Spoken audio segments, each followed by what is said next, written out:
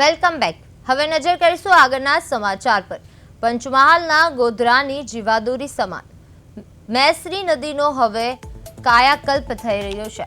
વર્ષોની ઉપેક્ષા અને પ્રદૂષણના કારણે ગંદા નાળામાં ફેરવાયેલી આ નદીને સુજલામ સુફલામ યોજના અંતર્ગત નવું જીવનદાન મળ્યું છે। લોક ભાગીદારીથી ચાલી રહેલા આ ભગીરથ સફાઈ અભિયાનના કારણે નદી હવે શુદ્ધ જળપ્રવાહ સાથે લહેરાવા સજ્જ બની છે। નદીમાંથી વર્ષો જૂનો કાદવ કીચડ દૂર કરીને તેને ઊંડી કરવામાં આવી રહી છે, જેથી જળ સંગ્રહ ક્ષમતા વધારવાની સાથે ભૂગર્ભ જળ સ્તર પણ ઊંચા આવશે।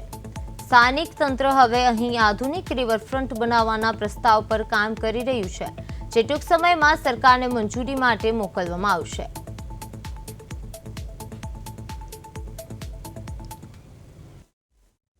ટૂંક સમયમાં આના ઉપર રિવરફ્રન્ટ જેવો પ્રોજેક્ટ પણ સરકાર અમને મંજૂર કરવા માટેની અપેક્ષા આપી રહ્યા છે। તો ટૂંક સમય એનો પ્રોજેક્ટ પણ બનાવીને અમે રજૂ કરીશું અને ગોધરાની જનતા માટે હાર્દ સમાન નદી એક ફરીથી પુનઃજીવિત થાય તેવી અપેક્ષા રાખી રહ્યા છે।